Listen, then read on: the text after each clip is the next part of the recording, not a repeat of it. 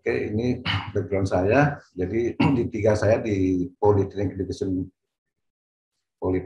Development Center itu bukan apa namanya, bukan, itu ada lembaga pendidikan, bukan lembaga pendidikan ini apa namanya, itu lembaga pelatihan. Jadi untuk biar kita tahu semua, untuk dosen-dosen dan instruktur yang akan mengajar di Politeknik itu harus mengikuti program ini.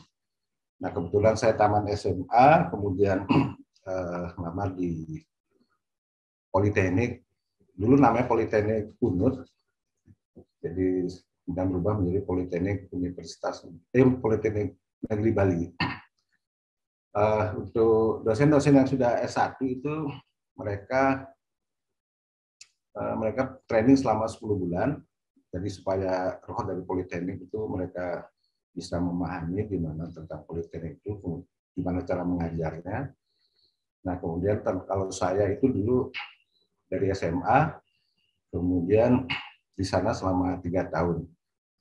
Nah, setamat itu ada masalah gitu ya, karena PDC ini tidak boleh mengeluarkan ijazah. Jadi kita apa namanya mendekat ke Politeknik yang sebelahnya. Jadi satu halaman dengan Politeknik ITB dulu. Jadi kita ijazah saya tuh Politeknik ITB. Jadi untuk D3. Kemudian itu langsung ngajar. Nah, ini masalah dulu. Karena saya ngajar, ternyata teman SMA sekelas malah ada yang masih di kuliah di Politeknik Unut dulu. Jadi untungnya saya tidak ngajar. Nah, karena dia sudah semester dulu, awalnya itu adalah D2 lah ya. D2 untuk mesinnya itu D2. Jadi saya kembali ke Politeknik Unut, itu saya ngajar di semester 1. Sedangkan teman sekelas saya itu ada di semester 3. Kemudian tahun 92 sampai 95 saya kuliah di UNDIP. Itu skripsi saya itu membahas tentang audit energi. Audit energi yang pada saat itu belum kedengaran apa itu audit energi ya. Jadi kita dibuat 2 grup oleh pembimbing. Jadi grup pertama itu di audit energi di Bandung. Jadi di situ ada Bank Indonesia, mereka audit gedung Bank Indonesia. Kemudian saya beserta teman itu audit energi di gedung PLN Jatinangor Semarang. Jadi saya mengambil audit energi untuk teknik pendingin, kemudian teman ke peralatan lainnya.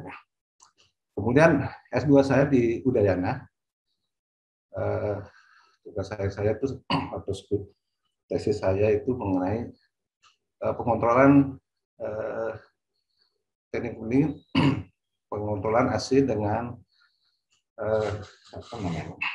kursi logic control. Gitu. Kemudian pengalaman pekerjaan ya.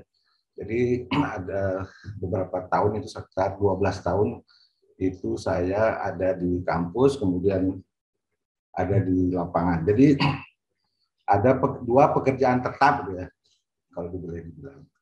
Jadi dari sana gimana strategi supaya di lapangan tidak di luar kampus itu tidak masalah, kemudian di kampus juga tidak ada masalah.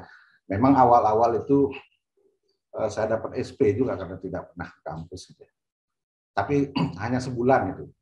Tapi setelah setelah sebulan itu saya bisa membuat jadwal di Meridian itu, membuat jadwal. Kemudian di kampus bisa mendekati teman yang membuat jadwal, terutama sekjur ya. Jadi itu bisa diatur. Jadi selama ini ada yang di Meridian itu, selama 2 tahun di sana itu tidak ada teman yang di hotel itu tahu kalau saya itu dosen juga gitu. Kemudian pindah ke Jimbaran. Jimbaran juga selama setahun itu teman-teman di hotel di engineering itu sama sekali tidak tahu kok saya juga dosen. Setelah ketahuannya ternyata ada teman yang apa namanya ada di bagian kitchen itu ngomong sama istrinya. Nah istrinya itu kebetulan apa namanya administrasi di mesin. Jadi mereka ngobrol apakah Sudirman yang ada di kampus sama Sudirman yang ada di hotel itu sama gitu. Jadi setelah apakah pada saat saya masuk di hotel, apakah ada juga orang yang namanya Sudirman di kampus gitu. Nah dari itu ketahuan kalau saya punya 2 kerjaan. Gitu. Karena apa namanya? Kemudian karena saat itu apa namanya dosen itu harus S2, jadi tidak mungkin saya harus masih melanjutkan di luar kampus itu. Jadi keluar dari hotel 2018, 2019 itu saya salah nih 2009 harusnya 2019 itu saya 2018 keluar dari hotel kemudian lanjutkan S2 ya. Karena kalau tidak ya berarti saya keluar gitu. Tapi saya masih apa namanya saya tetap ke kampus karena D3 saya dan S1 saya itu semua biaya politeknik gitu ya, dari semua PTC. Jadi saya cari gratisan. Kemudian sempat jadi ada di Politeknik Tanjung Balai itu prodi baru yang kebetulan teknik pendingin dan tata udara, jadi perlu pembenahan. Saya selama 2 tahun itu sempat ke sana ya. Kemudian sempat di Miranti Kusnolkan Permai. Jadi saat itu Kementerian Kementerian Energi dan Sumber Daya Manusia itu melakukan audit energi terhadap semua memberikan hibah ke semua perusahaan-perusahaan yang mau diajak kerjasama dengan mereka ya. Kemudian kebetulan PT Meranti punya mengambil proyek itu, kemudian proyek itu diserahkan ke kami gitu ya. Kemudian sampai sekarang tahun 2016 sampai sekarang itu di Mandalika. Jadi untuk proyek-proyek yang akan dibangun itu mereka menyerahkan gambar, kemudian gambar itu diserahkan ke kami desain komite. Sebenarnya desain komite MEP untuk desain komite tamu kita. Jadi ada 3 masalah. Desain komite MEP saya, kemudian ada sipil itu dari Mataram, kemudian arsiteknya juga dari Mataram, Universitas Mataram. Itu sampai sekarang. Tapi selama pandemi ini masih belum ada proyek lagi. Kemudian training. Ini training di Texas, kemudian apa namanya saat itu ada proses pendirian program studi teknik pendingin dan tata udara di teknik mesin Politeknik di Bali. Jadi salah satu adalah programnya adalah program pengembangan staf non gelar. Jadi saat itu saya masih di hotel, jadi kalau saya ambil gelar gitu, mungkin ya harus saya tinggalkan hotel. Jadi saya supaya hotel jalan, kemudian saya bisa mengambil program pengembangan staf itu non gelar. Nah itu ke Texas kita training, tapi itu apa namanya sebenarnya refleksi ke kegiatan sehari-hari saya gitu. Yang intinya di sini adalah mengambil sertifikasi apa. Jadi kalau kita tidak punya sertifikat itu, kita tidak bisa mengerjakan refrigerasi. Gitu. Kita beli freon aja tanpa memperlihatkan kartu itu tidak boleh. Jadi setelah dapat sertifikat itu berlaku di apa namanya di Amerika, sedangkan kalau itu bawa ke kita hanya sebatas bahwa ada staf TPTU yang mempunyai sertifikat EPA itu gitu. Kemudian 214 ada training ya. Jadi bukan mengambil sertifikat manajer energi, kita sebagai akademisi diundang untuk melihat mengikuti kursus manajer energi, bukan mengambil sertifikat itu. Itu sertifikat manajer energi memang orang-orang yang bergerak atau chief engineering itu yang sebagai manajer energi, bukan dosen. Itu juga tahun 2014 itu setelah kursus manajer energi, kemudian ada training of trainer untuk manajer energi. Kemudian 2016 kita dapat kita diajak bersama dengan GSF, yaitu Yayasan Nirlaba yang dibiayai oleh pemerintah Jerman. Dia mengembangkan konsen terhadap pemanasan global ya. Pemanasan global, kemudian ada untuk pengurangan gas emisi dari karyawan itu. Dia mengembangkan refrigeran hidrokarbon. Kebetulan refrigeran hidrokarbon banyak di kita yang diproduksi oleh Pertamina ya.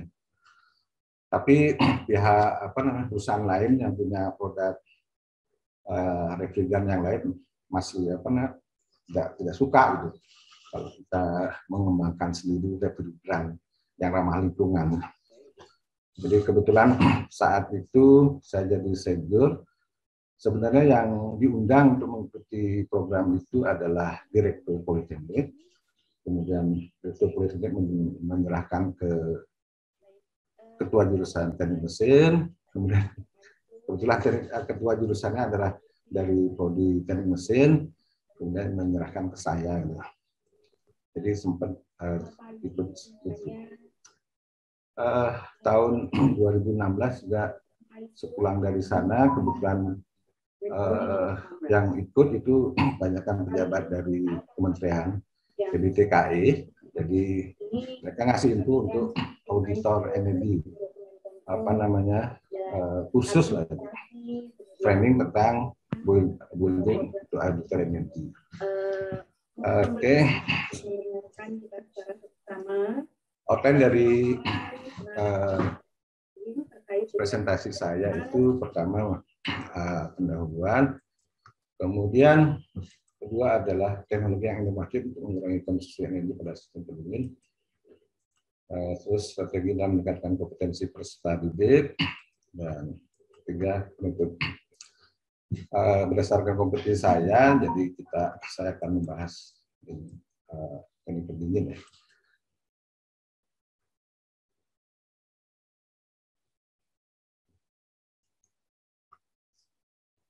Muter-muter.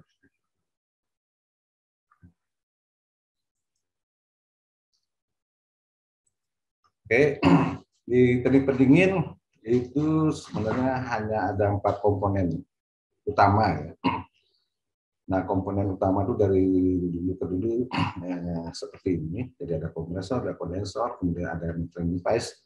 Metering device itu bisa pipa kapiler atau ekspansi, termostatik atau ekspansi gitu ya. Kemudian ada evaporator. Itu mungkin tidak begitu banyak perubahan. Kemudian berdasarkan kalau memang konsumsi energi itu energi yang tersedia itu masih banyak, itu mungkin tidak banyak orang yang melakukan inovasi. Cuma kebutuhan energi yang tersedia berkurang, kemudian kebutuhan masih banyak, gitu. Kemudian ada audit energi. Ternyata sistem pendingin itu rata-rata di atas 50 atau 60% ya, dirata-ratakan. Kalau hotel mungkin 60% itu tersedot ke teknik pendingin, sistem pendingin. Rumah sakit 57, kemudian mau 57%, atau pemerintahan itu 55%, kemudian kantor swasta ya di bawah 50. itu konsumsi energi yang lebih banyak ke sistem pendingin. Banyak terjadi atau banyak orang melakukan inovasi-inovasi untuk melakukan supaya konsumsi energi itu bisa berkurang. Itu juga berhubungan dengan ketersediaan energi yang makin sedikit.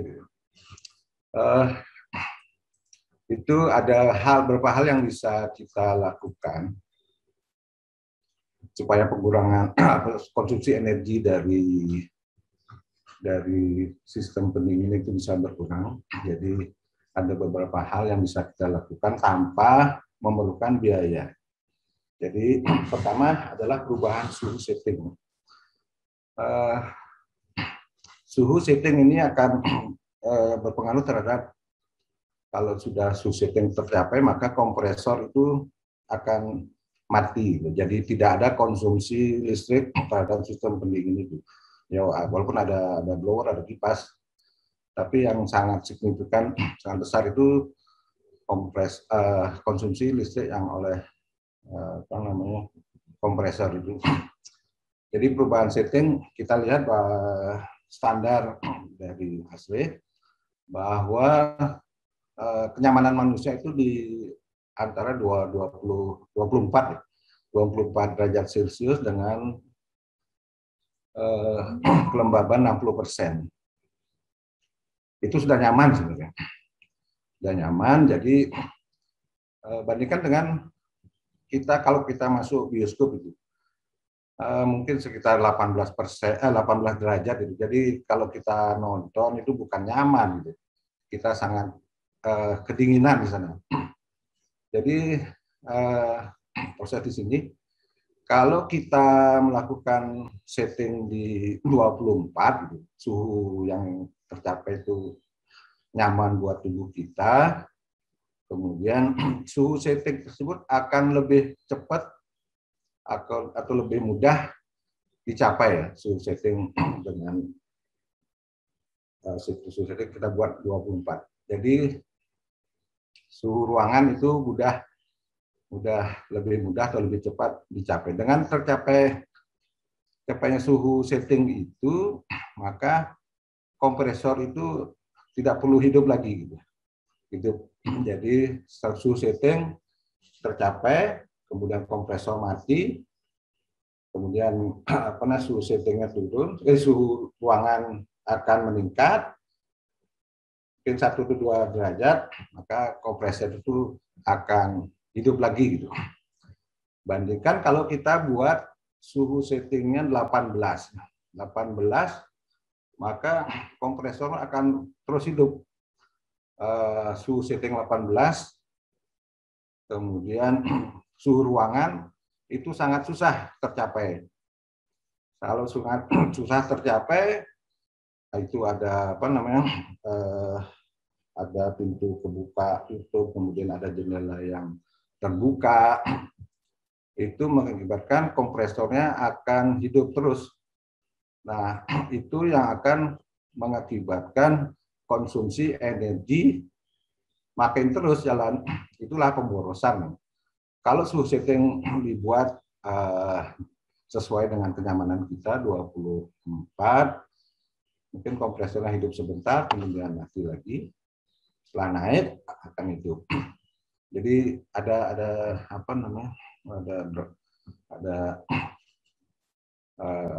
saving energi yang kita dapatkan gitu. Kemudian ini pintu dan jendela terbuka saat AC hidup. Sama seperti tadi, kalau kita diinginkan hidupkan AC yang fungsinya adalah mengambil kalor dari udara yang dilewatkan ke indoor. Jadi udara yang lewat itu diambil kalornya oleh refrigeran sehingga keluar dari evaporator itu udaranya akan dingin dan akan terkumpul di ruangan. Tapi kalau pintu dan jendelanya masih kebuka, maka sia-sia kerja dari evaporator itu. Ada yang sudah kita ambil kalornya, kemudian keluar ruangan, kemudian udara panas masuk lagi ke dalam ruangan, nggak akan hidup, kompresor nggak akan mati-mati gitu ya. Jadi hidup aja terus. Ya, itu yang membuat konsumsi listrik untuk sistem pendingin itu akan tinggi. Kemudian ada filter udara yang kotor. Pengalaman saya di hotel dulu. Kalau kita mengadakan kita buat tim, kemudian kebetulan position itu adalah villa, jadi kita buat tim khusus untuk membersihkan filter AC yang ada di villa itu. Jadi kerja dari timur sampai barat, kemudian ke timur lagi, itu sudah kotor yang di timur. Jadi selesai yang di barat, kita bersihkan, prosesnya kemudian ke ke timur lagi. Jadi sama seperti persis orang potong rumput. Jadi kita potong rumput yang di selatan sampai ke utara. Pas yang selesai di utara itu potong rumput, ternyata yang di selatan sudah mulai tumbuh. Jadi filter udara memang kita nambah tenaga gitu ya, untuk membersihkan filter itu. Kemudian tapi dari saving energy yang timbul dengan membersihkan filter udara itu sangat ada jauh perbedaan. Jadi filter udara kotor itu kenapa bisa kita dapatkan saving? Karena filter udara yang kotor itu mengakibatkan proses penyerapan panas pada air pump itu akan terganggu. Kemudian juga di indoor tidak ada filter, tapi di situ ada vent untuk kondensor. Kalau kondensor itu harus kita bersihkan karena proses penyerapan kemudian pembuangan panas di kondensor itu akan bisa terjadi dengan baik kalau filter atau fin-finnya itu bersih. Kalau itu kotor, maka proses pembuangan panas itu tidak akan berjalan baik, kemudian juga di dalam filter udara di indoor itu tidak penyerapannya tidak baik, maka kondisi udara dalam ruangan itu tidak akan pernah mencapai suhu settingnya. Ini mengakibatkan kompresor akan hidup terus mengakibatkan konsumsi listriknya ya akan terus. Jadi meteran listriknya muter-muter terus ya kalau udara kotor ya. Kemudian pipa bocor. Pipa bocor mengakibatkan ada refrigeran yang pipa bocor berarti tekanan refrigeran yang kita inginkan itu tidak tercapai ya. Pipa bocor, kemudian kalau sudah masih ada sedikit di dalam sistem itu mengakibatkan kalau kita bisa lihat ada bunga es di outdoor ya. Itu outdoor berarti freon yang ada di dalam sistem itu berkurang. Nah, kita harus memperbaiki pipanya atau servis pipanya di mana kebocoran, kemudian itu divakum, dihilangkan udara yang terjebak di dalam sistem itu. Kemudian setelah divakum baru kita isi refrigeran ya. Itu supaya sistem bagus berjalan. Ini selain itu pipa bocor, kemudian isolasi pipa juga harus kita misalnya karena di luar itu kena hujan, kena panas, mengakibatkan isolasi pipanya akan rusak. Itu juga harus kita servis, perbaiki. Jadi proses penyerapan panas harus ada di dalam evaporator, jadi tidak boleh di dalam pipa yang di luar. itu harus benar-benar terjadi di evaporator. Kemudian juga pembuangan panas itu harus berjalan baik di kondensor. Kemudian ada remote control yang rusak, tidak berfungsi dengan baik. Jadi misalnya kita kelihatan itu 24 setting, tapi ternyata itu misalnya 18. Jadi kita tidak tahu apa namanya, ternyata kontrolnya itu yang rusak, kompresornya kenapa hidup terus gitu. Sedangkan suhunya sudah 24, tapi kompresor tidak bisa mati dengan baik. Itu adalah hal-hal yang bisa kita lakukan untuk mengurangi konsumsi listrik pada sistem pendingin hanya dengan mengubah perilaku kita. Kemudian teknologi yang inovatif untuk mengurangi konsumsi energi sistem pendingin.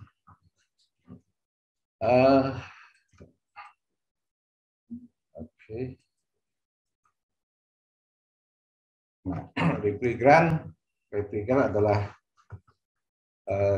pelida kerja yang ada pada sistem pendingin ini yang berfungsi untuk menyerap kalor dari suatu area, dari udara, kemudian juga ya dari udara yang dikondisikan, kemudian kalor tersebut dibuang ke lingkungan. Ini prosesnya adalah evaporasi, jadi di kalor yang ada di udara itu kita diserap oleh refrigeran, kemudian mengalir ke kompresor, kemudian dinaikkan tekanannya, kemudian tekanan yang tinggi dari refrigeran itu dikondensasikan pada kondensor. Jadi proses kalor yang panas kemudian dibuang mengakibatkan perubahan wujud dari refrigeran itu di kondensor. Oke, demikian terus-menerus. Kemudian sejarah refrigeran itu jadi awalnya 1834 itu ditemukan sistem kompresi uap. Jadi itu ada refrigerannya. Mula-mula mereka menggunakan refrigeran natural itu seperti amonia, hidrokarbon. Tapi kemudian itu berkembang yang ingin intinya proses-proses sistem pendingin itu berjalan dengan efisien. Ya. Jadi selain pelatannya, kemudian itu intinya kita semua ingin bagus semuanya. Gitu. Kemudian karena safety-nya berkurang, teknologi untuk menghandle refrigeran natural itu masih belum ketemu. Kemudian ditemukan ini CFC yang R11 itu tahun 1930. Kemudian masih terus ketemu terus HCFC. Nah, tapi di sini ada ada masalah dengan lubang ozon yang timbul di kutub selatan. Jadi ternyata di situ ada penyebabnya adalah refrigeran dari jenis HCFC dari refrigeran itu sendiri. Kemudian juga tahun 1995 itu ada isu global, pemanasan global. Terus tahun 2015 itu HCFC itu sudah pastikan jadi tidak boleh diproduksi lagi, tapi sisa-sisanya itu masih bisa digunakan. Kemudian di 2019 sampai sekarang itu kembali lagi ke natural. Jadi ditemukan jadi penyebab itu mudah kebakar, mudah meledak itu ada caranya. Jadi peralatannya memang khusus, kemudian penempatan dari indoor atau outdoor juga itu memang khusus, tidak boleh berdekatan dengan sesuatu yang bisa meledak. Gitu. Karena kalau itu bocor, kemudian ada percikan api, kemudian hidrokarbon itu membentuk campuran yang fix untuk terjadinya ledakan. Ada udara, ada hidrokarbon, kemudian di situ ada api, itu yang mengakibatkan ledakan. Jadi awalnya kita natural, kemudian terakhir ujungnya kembali lagi ke refrigeran natural. Hydrofluoroolefin ini khusus untuk industri kendaraan. Jadi kendaraan sekarang yang baru-baru merek top dunia itu menggunakan refrigeran hydrofluoroolefin HFO. Nah, dari refrigeran itu yang harus kita gunakan mempunyai persyaratan pertama zero ODP, jadi ozone depleting potential, jadi potensi untuk kerusakan terhadap ozon, rusak ozon itu benar-benar zero. Selanjutnya energi efisiensinya juga terhadap sistem. Kemudian efek terhadap global warming itu sangat kecil. Kemudian harganya juga kalau bisa rendah. Kemudian juga safety acceptable flammable itu rendah. Kemudian juga kemudahan untuk ketersediaan barang itu yang menjadi pilihan terhadap refrigeran. Jadi di sini ada refrigeran HFC32, R32 ini merupakan produk Jepang. Kemudian ada R410, kemudian HFO ini, kemudian ada propen, jadi propen hidrokarbon. Jadi dari beberapa refrigeran itu semua yang kita lihat, yang ini untuk pemanasan globalnya masih kelihatan, walaupun sebenarnya tidak begitu tinggi. Kemudian HFO kalau ini dibandingkan dengan yang 134A, kemudian propen, di sini untuk safety-nya yang sangat rendah sekali. Sebenarnya ini juga hidrokarbon, cuma oleh Jepang dibuatkan standar mereka supaya bisa diterima oleh pasar. Jadi dibuatlah klasifikasi low flammable, very low flammable. Padahal sebenarnya termasuk flammable gitu. Cuma supaya industri mereka bisa dilaku gitu. Tapi semuanya tergantung pemerintah, kemudian masyarakatnya juga. Kemudian dari sini memang R32 ini yang paling bagus sementara ini. Mungkin besok akan ketemu lagi refrigeran yang lebih efisien, yang tidak flammable. Kemudian ada AC dengan inverter. AC dengan inverter. Ini prinsipnya AC di dalam inverternya adalah merubah frekuensi listrik yang akan diaplikasikan ke kompresor. Jadi kalau kita lihat AC konvensional, kompresor konvensional itu pada saat start harus startnya itu bisa mencapai 6 kali ampere running ampernya. Itu yang menyebabkan salah satu penyebab konsumsi listrik lumayan tinggi. Kemudian untuk DC inverter AC ini dia akan putaran kompresor itu mengikuti kondisi atau temperatur udara dalam ruangan. Ya.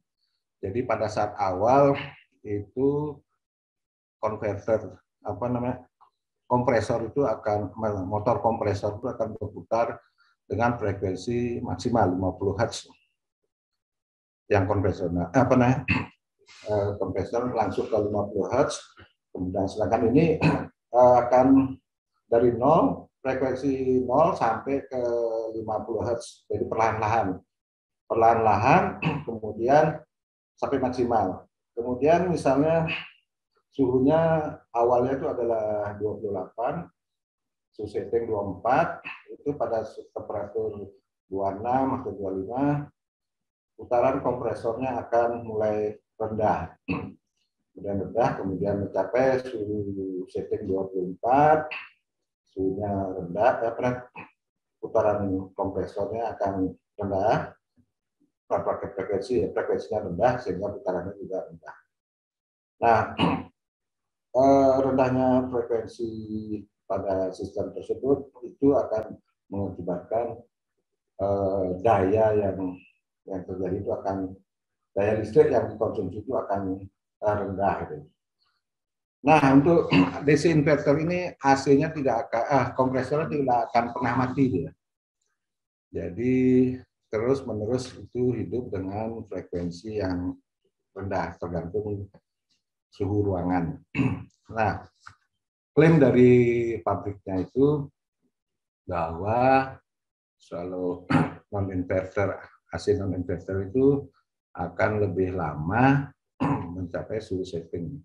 Sedangkan inverter itu dia akan lebih cepat, kemudian suhu udaranya akan selalu mendekati suhu setting.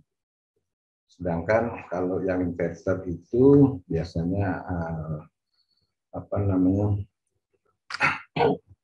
plus minusnya lebih tinggi dia. Oke, kemudian ada PRV. Ini juga teknologi dari Jepang. Jadi kalau kita dibandingkan dengan chiller, kita punya hotel, ada hotel kemudian menggunakan chiller, sedangkan tamunya hanya sedikit, gitu. Ya, tapi chillernya itu akan hidup, gitu. Walaupun tamu atau kamar hotel yang ada itu cuma beberapa, misalnya 20% itu terisi, tapi chillernya akan hidup 100%. Gitu. Tapi kalau okupansi hotel itu antara 80-90% itu sangat efisien untuk chiller. Gitu. Nah, tapi kalau dengan PRV ini investasinya sangat rendah gitu, dibandingkan kalau menggunakan chiller. Ini biasa kalau kita building menggunakan PRV inverter ini. Ini sudah banyak dipakai, tapi yang jelas kalau terjadi kerusakan agak sulit karena teknologinya belum 100% ditransfer ke teknisi. Makanya seperti memang teknologinya tidak semua ditransfer ke teknisi atau ke engineering. Jadi kalau ada masalah mereka dipanggil gitu. Ya nggak tahu juga kalau di lapangan seperti itu. Tapi yang yang saya ketahui, kalau kalau ada masalah sama inverter ini, PRV AC ini, ya harus panggil teknisi AC yang memproduksi itu. Untuk PRV ini jadi ada satu outdoor unit, dia bisa melayani sampai 64 fan coil unit. Tapi itu tidak bisa diatur kalau nanti itu. Kemudian bisa dengan ketinggian 90 meter. vertikal. Oke, temperaturnya juga sama seperti tadi, bahwa dengan menggunakan apa namanya, dengan menggunakan VRV ini, suhu ruangan akan lebih cepat tercapai.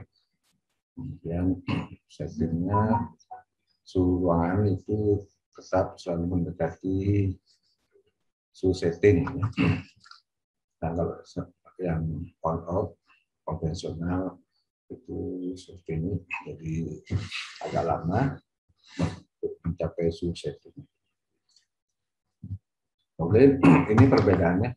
Jadi kalau sentral, AC sentral itu memang kapasitasnya untuk memenuhi semua kamar itu. Tapi walaupun hanya ada 3 kamar di sini, ini juga harus hidup maksimal. Jadi konsumsi listriknya tetap tinggi. Sedangkan VRV system, kalau misalnya ada 3, mereka akan hidup 3. Jadi daya yang dikonsumsi cukup untuk melayani 3 kamar ini. Jadi di outdoor unitnya itu ada 3 kompresor. 3 kompresor menurut dari apa namanya, saat seminar dulu pernah, tidak semua kompresornya adalah inverter yang dipakai. Jadi hanya 2 itu adalah kompresor inverter, kemudian yang 1 kompresor non inverter. Jadi yang standby itu kompresor non inverter.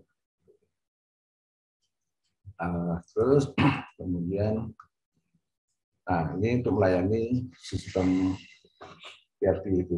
Jadi ada Intelligent Touch Manager, program yang digunakan untuk melayani untuk PRT system ini. Yang modelnya sama seperti building automation system. Kalau building automation system tidak hanya AC saja, jadi dia kita bisa melihat security sistemnya, kemudian elektrikalnya seperti apa, kondisi lampu-lampunya seperti apa, yang bisa kita kontrol dari satu ruangan.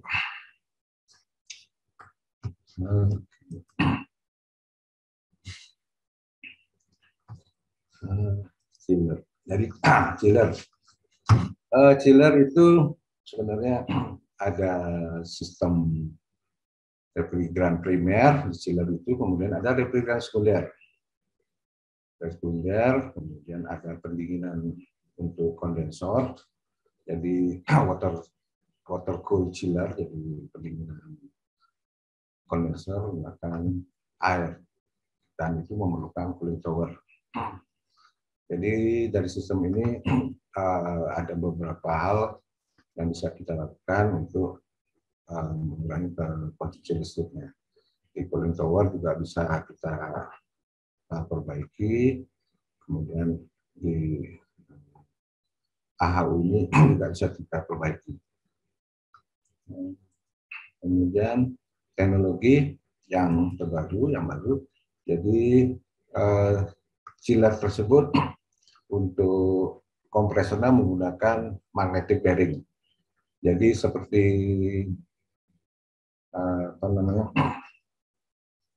kereta api cepat di Jerman, jadi tidak ada gesekan di sana, jadi mengurangi kelumasan yang kompleks, kemudian meningkatkan efisiensi dan performa chiller, meminimalisir heat transfer dan friction loss, dan getaran tidak rendah, dan penurunan efisiensi akibat kotoran timah karena tidak ada pelumas. Magnetic bearing ini khusus untuk kompresor chiller. Di chiller juga motornya juga menggunakan magnet permanen. Jadi meminimalisir konfliknya panas, mengurangi elektron, mengurangi berbasis torsi. Kemudian itu ada dibuat untuk efisiensinya, mengurangi konsumsi listrik juga. Jadi chiller itu dibentuk satu paket gitu. Jadi ada chiller, kemudian ada pompa-pompa di dalam satu paket. Bandingkan dengan chiller yang konvensional, jadi pompanya di luar, jadi karena tidak lurus, jadi perlu banyak letukan-letukan atau bengkokan-bengkokan. Jadi perlu banyak kenih di sini. Itu mengurangi banyak gesekan, banyak tahanan terhadap sirkulasi air. Ini yang kalau untuk chiller ini jadi karena satu paket tidak banyak, yang perlu tidak panjang. Tekukan pipa. Kemudian ini ada kasus ya, yang kasus kebetulan ini di Bali International Airport. Jadi ini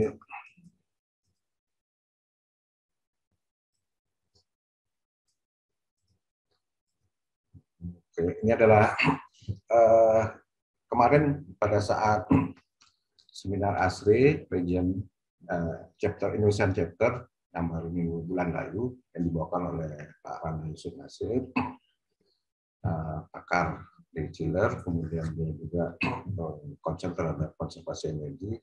Jadi kalau kegiatan-kegiatan Jakarta, paling kalau kegiatan ini pasti kita ketemu. Memang orang-orang untuk kalau kita mau ngomong energi di Jakarta, orang-orang itu aja yang akan ketemu. Chiller, ya semua hubungan dengan ASRE, ya itu aja. Tidak banyak orang yang berkecimpung di bidang ini. Awalnya statusnya, jadi di situ ada plan room, ada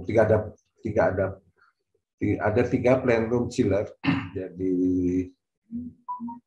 plan satu itu untuk arrival domestik, kemudian yang dua untuk keberangkatan domestik, kemudian yang tiga untuk internasional. Yang mana yang pertama ini tahun 94, kemudian yang kedua 98, yang ketiga 2012. Sistemnya jadi dia terpisah, yang untuk domestik sendiri, kemudian untuk travel departure itu sendiri, kemudian untuk yang internasional juga sendiri. Kemudian oleh dibuat jadi di sana di travel domestik itu ada 3 chiller, kemudian yang di departure itu juga ada 3 chiller, kemudian yang ada di internasional juga ada ada 4 chiller. Di sini bisa lihat yang merah-merah ini not available, jadi tidak unserviceable. Ini harus diganti. Yang di domestik ini ada 2, itu harus diganti. Kemudian yang plat ini walaupun bisa hidup tapi tidak efisien. Nah, yang ini yang baru, yang internasional ini yang chiller baru. Ada 4 chiller. Kemudian kapasitasnya di sini ada. Kemudian dari tiga plan room yang terpisah itu dijadikan satu, kemudian dibuat sambungkan dengan satu header. Jadi plan room 1, 2, 3 masuk, keluar air dinginnya masuk, kemudian jadikan satu, kemudian baru di sana dipisah, ada yang ke domestik, kemudian internasional. Kemudian yang merah-merah tadi sudah diganti dari yang itu, diganti yang baru, kemudian dari internasional masih tetap, kemudian yang dua-duanya tidak efisien itu masih dibutuhkan karena dana yang dibutuhkan juga sangat besar untuk menjadi seperti itu. Jadi seperti ini, jadikan satu, filmnya ada di leadernya, kemudian akan keluar di sini, masuk ke beban-beban ke departure, arrival, kemudian ke internasional. Uh, di sini kemudian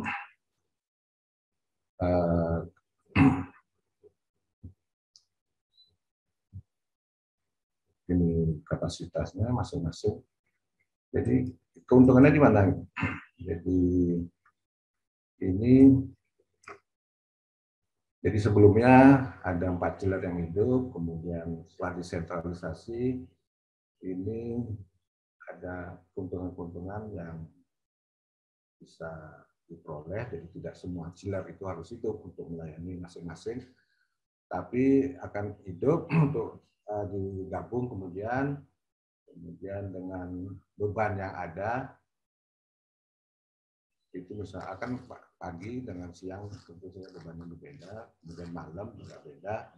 Jadi di situ bisa didapatkan pengurangan mesin chiller yang mati, seperti itu. Oke, sama juga.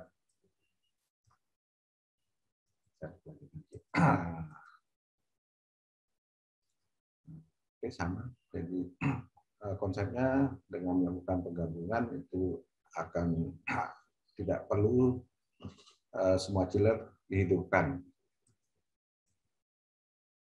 Oke, itu salah satu kasus yang ada di sekitar kita ya. Kita ke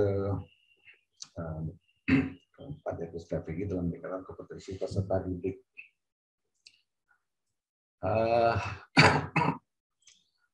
Jadi ini sama seperti saya agak-agak bingung juga karena saya ngomong di universitas, sedangkan saya di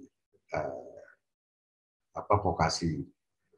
Tapi saya akan ngomong menurut pengalaman saya di vokasi aja di politeknik ya.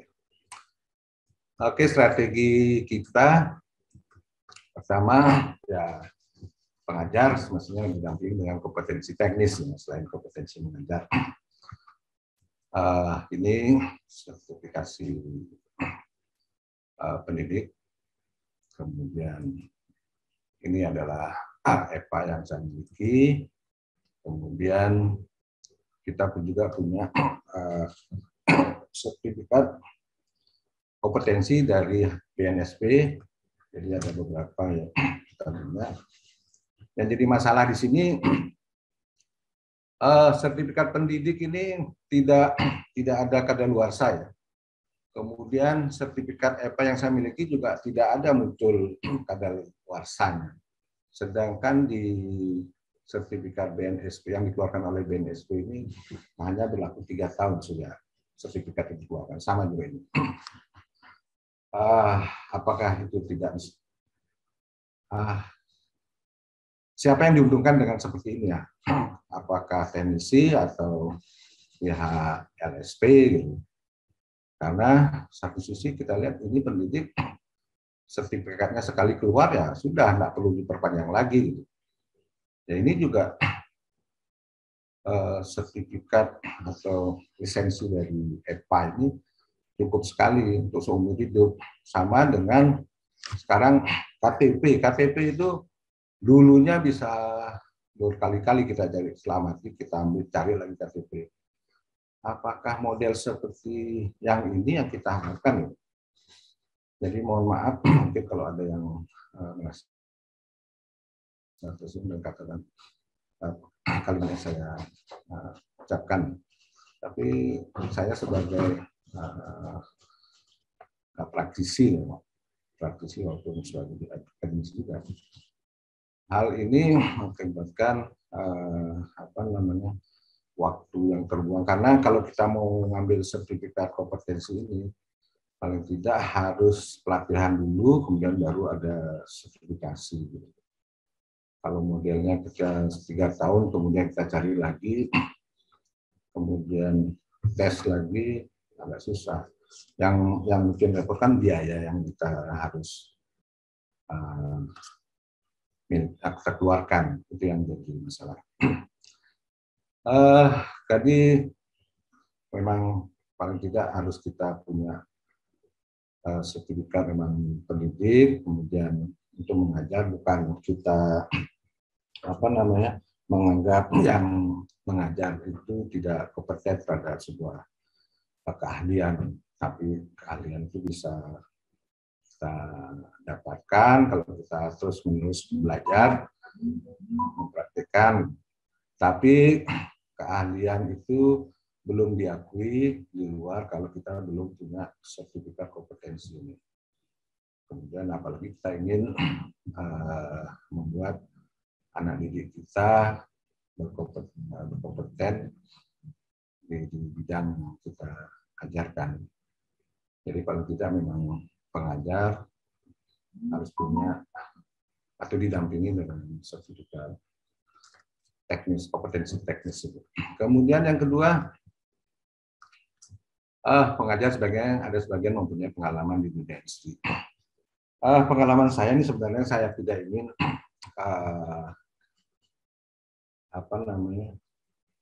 bagi ke orang ya, karena saya anggap bahwa itu kecurangan saya dulu gitu, kayaknya seperti itu yang saya alami. Tapi oleh Mas Menteri itu ternyata itu dilegalkan, makanya bisa saya share seperti itu. Jadi kalau kita punya pekerjaan tetap, pekerjaan tetap sebagai dosen, sedangkan pekerjaan lain itu adalah sampingan. Tapi yang saya lakukan itu kedua-duanya tetap, jadi bisa bertahan 12 tahun di luar itu pekerjaan tetap. Kalau cara bagi waktu, strategi kita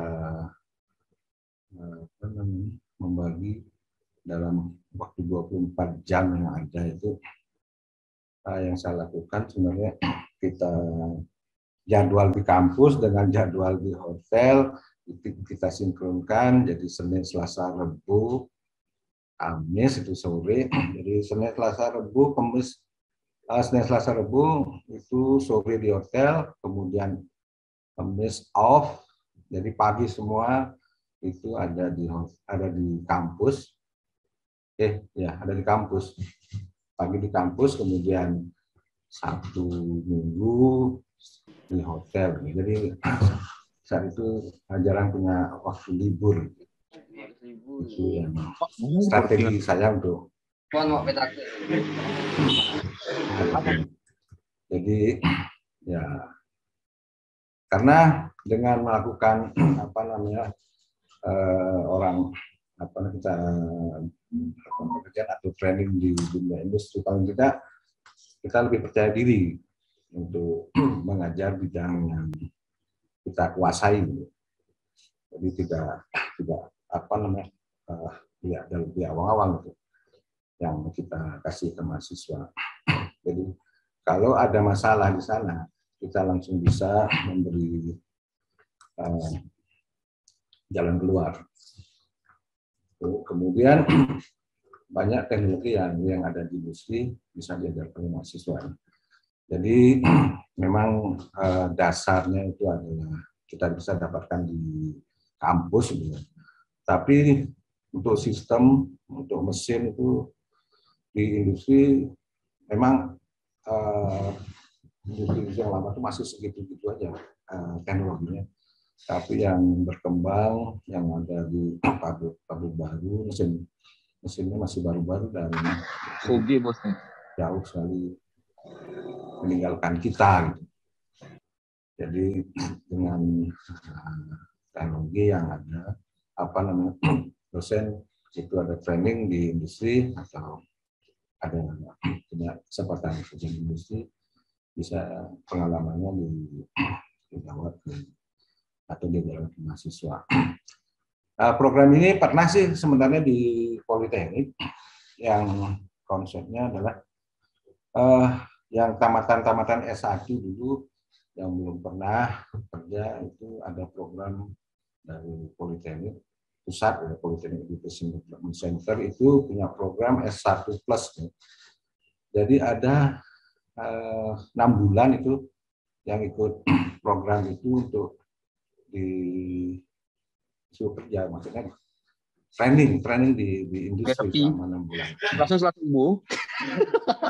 Kemudian memberikan motivasi dalam mengejar karir. Ya, kita karena apa namanya di industri tidak semua tamatan S1 itu pingin jabatan yang lebih tinggi gitu ya.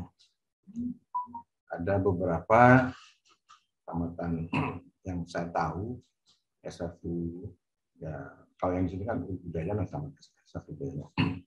Itu kerja di hotel ya cukup lah jadi teknisi, hidup tenang, tidak perlu mikir tentang pekerjaan yang lain gitu. Jadi hanya menghadapi mesin aja, mesin rusak ya perbaiki, selesai, udah. Beli 3 juta Juken. Kan dengan kalau dia menjadi supervisor gitu. Jadi dia harus memanage orang-orang kapan ini yang harus masuk pagi, sore, malam, yang ada seperti apa, itu yang mereka tidak mau. Ya cukup walaupun pendidikannya sangat mendukung. Jadi kita bisa memberikan motivasi di sana bahwa kalian bisa bisa meraih yang lebih tinggi dari sekedar hanya teknisi aja. Kasihan pendidikan yang mereka raih. Kemudian ada pengajar berasal dari industri. Model-model yang pengajar yang dari industri yang kita panggil bisa dalam berbentuk kuliah tamu, kuliah industri, atau dalam bentuk diploma suplemen. Gitu. Jadi ilmu itu dari beberapa banyak buku bisa kita intinya dari beberapa segi itu bisa kita berikan ke mahasiswa. Kuliah tamu, kemudian diploma suplemen, ada game teaching gitu ya.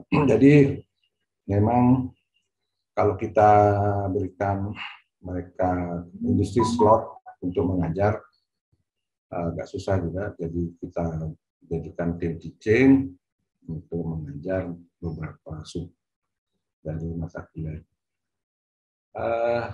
Yang terbaru itu saya kebetulan Politeknik itu ada kerjasama dengan Saint Regis. Jadi awalnya kita ingin membentuk prodi baru, tapi ternyata prodi yang mereka inginkan pimpinan dan manajemen Saint Regis itu ada di TRU, gitu ya. Teknik rekayasa utilitas atau kerennya engineering services. Itu kita jadi ada kelas khusus, kelas industri untuk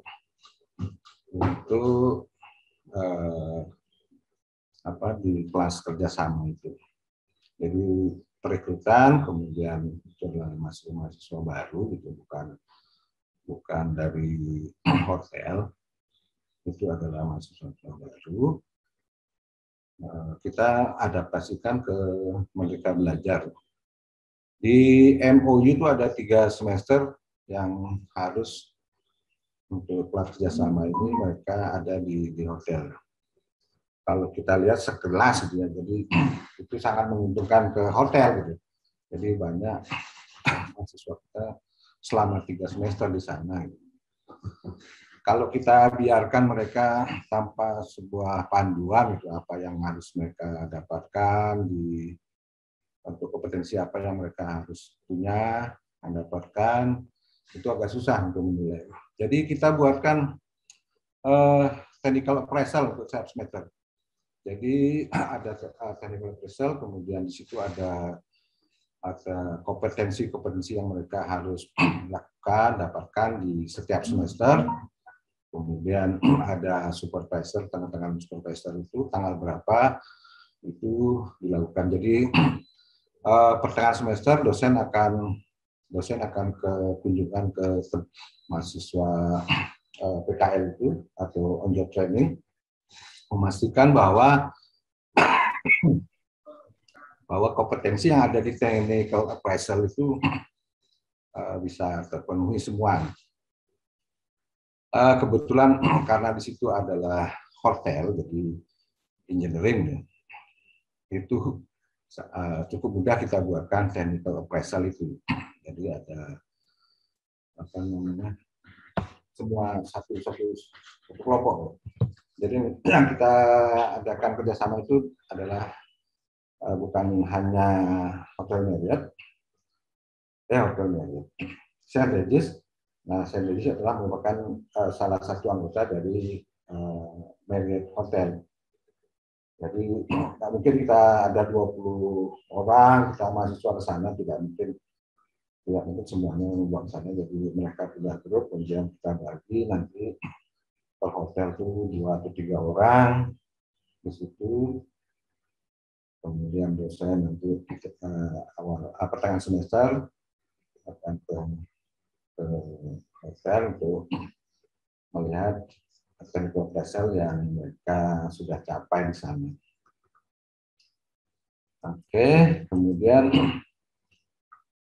ini pelatihan sebaiknya mendekati pelatihan yang ada di industri. Jadi mahasiswa akan tahu persis apa yang akan mereka dapatkan akan mereka lakukan di hotel. Jadi kalau misalnya pelatihan yang ada untuk praktek itu mirip, gitu ya. Walaupun tidak persis sama dengan yang ada di hotel, paling mereka akan lebih familiar. Itu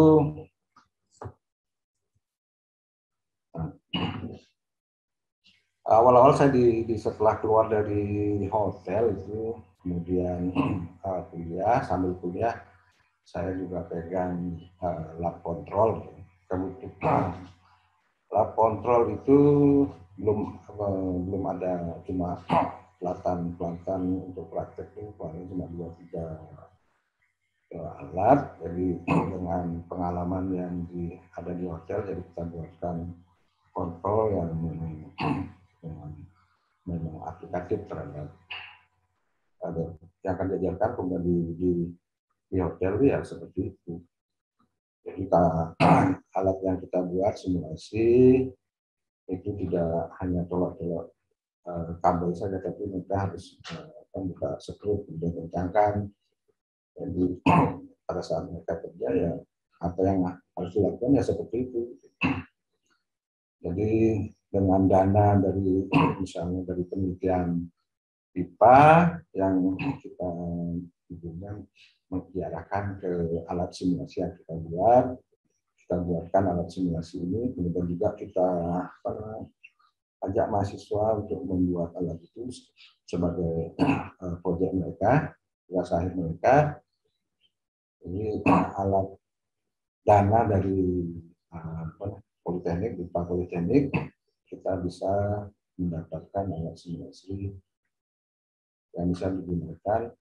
Ya, pada saat proses dalam pembuatan itu kita libatkan mahasiswa, kemudian itu adalah tugas saya mereka, kemudian dana yang digunakan itu dana dari proyek penelitian kita dari DIPA, jadi itu saling menentukan. Oke, jadi mata kuliah yang bisa saya lakukan di sini ini hasil umum, kemudian tantangan juga umum, mekanika kita juga umum, nah ini yang buat apa namanya. Jadi dasar kita adalah mesin. Kalau listrik, terus terang awal-awal saya merasa tersinggung ya. Kenapa kok AC itu larinya ke listrik gitu. Jadi praktek AC kok lari ke listrik gitu. Ternyata mereka hanya butuh kontrolnya aja itu. Jadi dulu awalnya kita memang tidak ada pelajaran, ada pengenalan sih listrik dasar, cuma prakteknya tidak ada.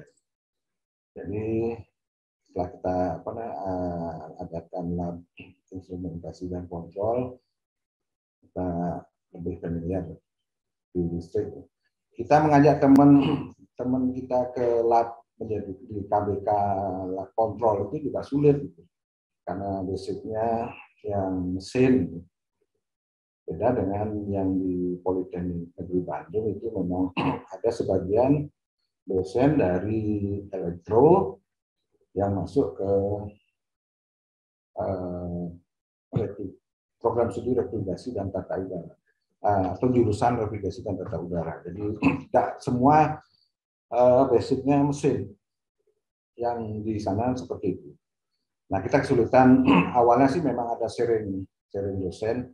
Jadi kalau sharing mata kuliah, kalau ada mata kuliah listrik dan praktek kita serahkan ke jurusan elektro. Ternyata tidak jalan. Jadi kita mulai belajar tentang listrik dan paling tidak kulit-kulitnya lah. Kalau kita lihat di hotel, yang paling susah itu untuk teknisi listrik ya paling hanya star delta kontaktor panel itu aja. Kalau kita hanya sekedar itu ya salah. Jadi basicnya kita ajarkan di dasar, kemudian pengenalan komponen-komponen kontrol, itu di dasar. Kemudian ada di mesin-mesin listrik. Mesin-mesin listrik itu tentang pompa, tentang motor, generator, dan transformer. Itu yang mesti kita arahkan bahwa jangan terlalu alergi lah dengan listrik. Karena mesin itu ya nggak bedanya, pasti akan peruntutannya ke listrik. Ini misalnya kita untuk di hotel. Di hotel ada pompa, kemudian itu adalah kemudian kita pasang. Yang masang pompa kemudian pemimpaannya itu mechanical plumbing. Nah, kalau orang mechanical plumbing itu tidak dibekali dengan kelistrikan, mereka nggak berani nyentuh kabel, kemudian masang kabel. Jadi pompa itu terpasang, kemudian kita tunggu untuk mencoba pompa yang terpasang itu. Ya kalau teknisi listriknya itu tidak ada kerjaan. Sedangkan kalau tidak ada kerjaan ya kita harus nunggu juga di plenum juga lama. Jadi perlu waktu. Jadi pekerjaan itu tidak langsung selesai. Nah, kalau kita kita bekali orang kita dengan kompetensi listrik. Jadi misalnya masang pompa, pemipaan itu sudah selesai, kemudian kita tinggal pasang listriknya, kemudian dicoba motornya, pompanya itu misalnya untuk sirkulasi kolam itu tentu pekerjaan itu akan selesai langsung saat itu, jadi tidak menunggu orang lain untuk memasang listriknya. Kemudian kontrol industri PLC, jadi salah satu atau ada dua sih yang kita buat untuk simulasi itu berasal dari DIPA itu juga. Jadi kita kenalkan bahwa pengontrolan itu tidak hanya kontaktor aja, tapi bisa dengan PLC. Kemudian ada SCADA ya, atau BAS, Building Automation System. Jadi ujung-ujungnya pasti ke sana nanti dari jenjang karir mereka. Harus tahu seperti itu. Ya, hanya saran aja seperti itu. Kalau enggak mesin itu jangan sampai alergi dengan listrik. Karena ujung-ujungnya kalau dari lapangan pasti akan ketemu dengan listrik. Jadi mesin tidak hanya melulu hanya mesin listrik arus lemah di otomotif gitu. Jadi selain arus lemah di otomotif, di industri juga harus kuatnya juga harus tahu. Gitu. Kalau di rumah sih satu pas itu mereka nggak masalah, tapi kalau sudah 3 pas itu yang perlu penanganan khusus. Kemudian konservasi dan audit energi. Jadi tugas utama sekarang itu sebenarnya untuk engineering itu gimana caranya supaya